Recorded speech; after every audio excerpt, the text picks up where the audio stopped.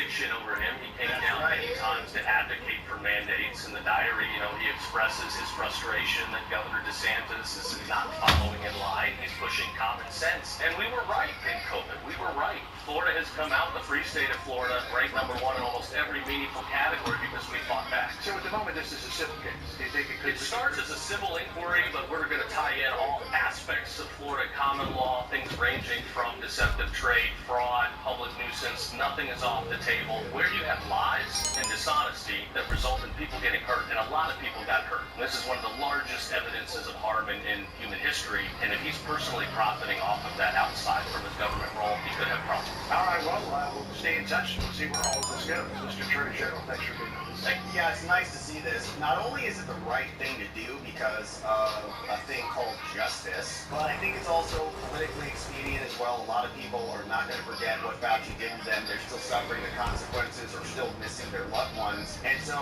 it's nice to see AGs finally... Okay, the networks are down, the equipment is ready, and we've crippled their supplies. Mrs. Rackman has written our check and given us the green light. We're good to finally move on that submarine and stop this threat once and for all.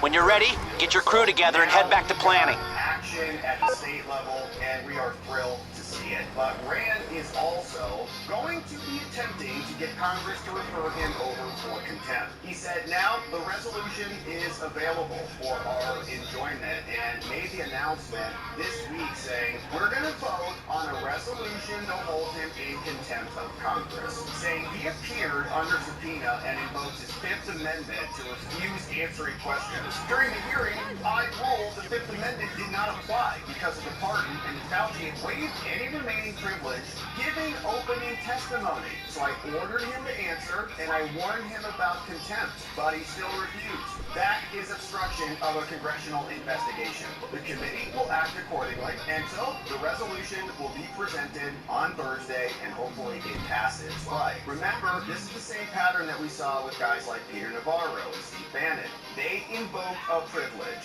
They said, we have executive privilege to not testify. Congress sat in judgment, made a ruling, said your privilege does not apply. We don't have evidence to support your right to not speak. And they voted Bannon and Navarro to be held in contempt. They got prosecuted. They went to prison. It's the same thing. It's just a different actual privilege. And so Fauci waived it, and he was also pardoned for it. And now the contempt proceeding will advance. And so here's what is ultimately being presented. This resolution coming out of the Senate would authorize the President of the Senate to certify the report from the committee about the refusal of Fauci to answer questions pertinent to the subject under inquiry before the committee is required by the committee subpoena. Now, here, whereas the Committee of Homeland Security and Governmental Affairs is conducting an investigation, among other matters, into risky life sciences and research about the origins of the vid.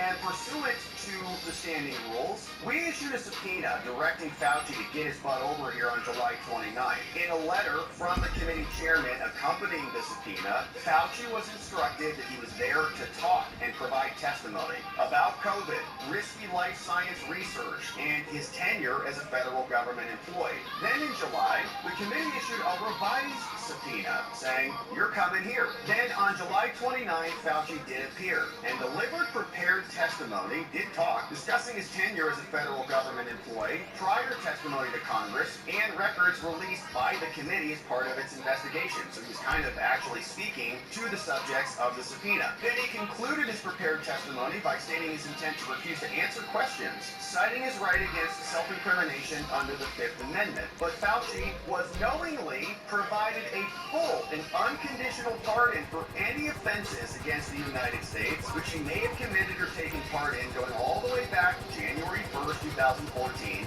through the date of this pardon, signed by Otto Penn, related to basically anything that he Hey, so who's ready to go see some triads?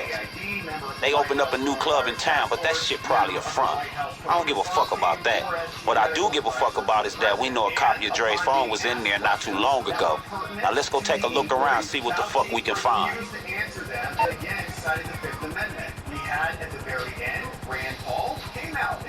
Okay, who's up for some good news? Shit, what's up? recorded. According to their records, the club owners had CCTV installed a while back. We can just check the footage at the time when we know the phone was on site and see who was there. Sound like a plan to me. But this system is an antique. It's not even online, so we'll need the actual security tape from their office. Shit, I thought this was gonna be difficult.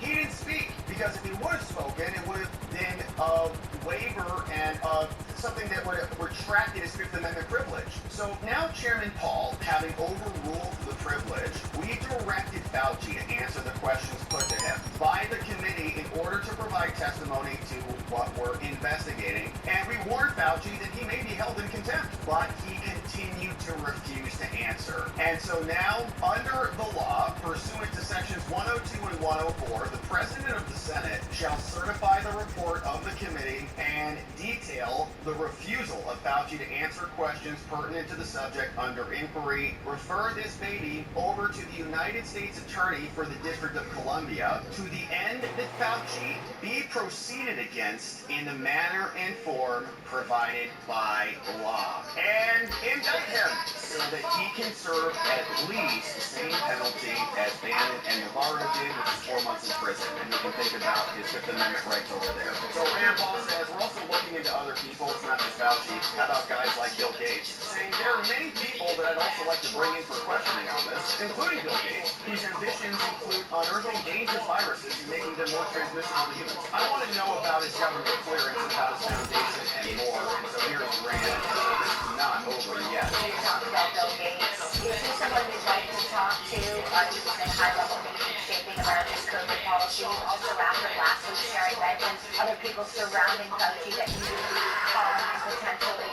to the Hill. All is a statement that she deleted a lot of his records.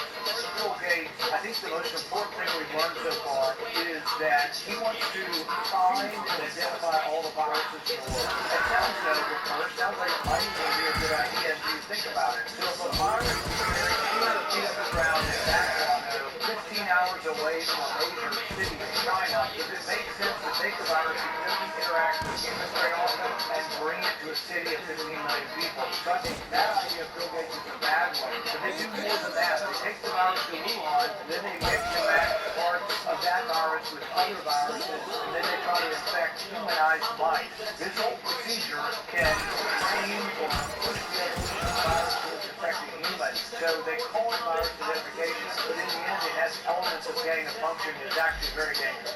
Yeah, and they should all be investigated for what they did. And as we heard, Bill Gates was also apparently paying and funding the NIH, the NIAID, and was even asking Fauci to edit his memos. And Fauci did, like a good little email.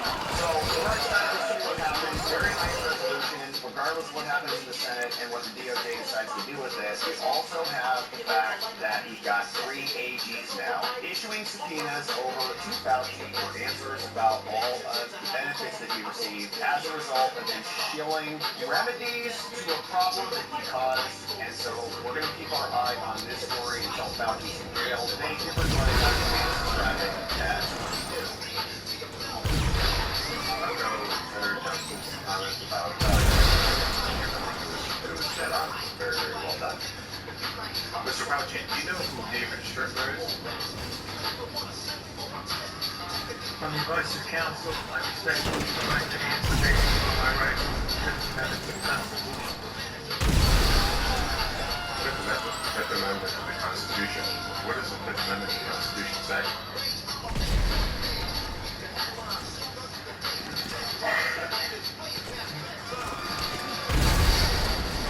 On the advice of counsel, I respectfully decline to answer based upon my rights under the Fifth Amendment of the Constitution.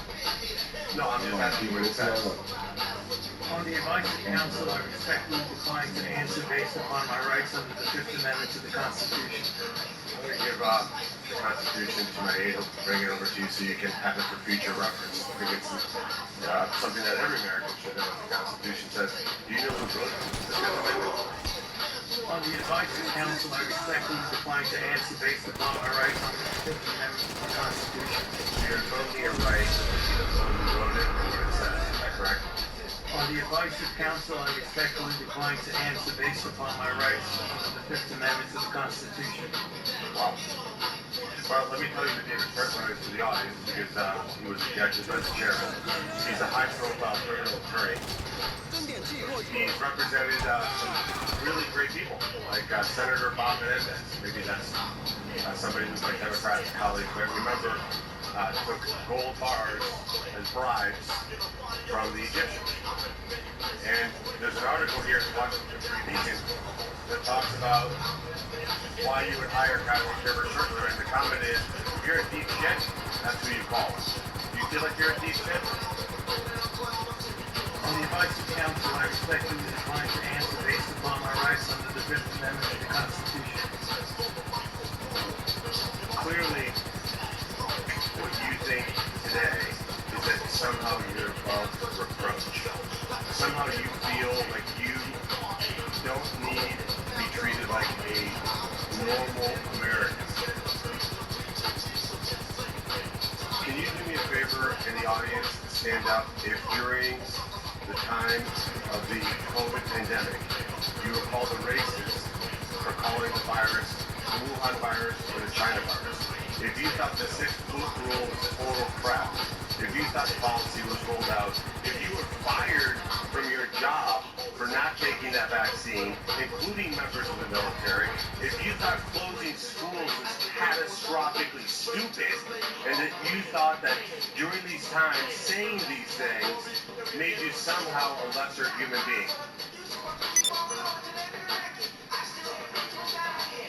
Dr. Fletcher, you just turn around and look at the people behind you. You're not willing to do that? That's not a question. It's not a question. To your lawyer, it's not a question. It's a request.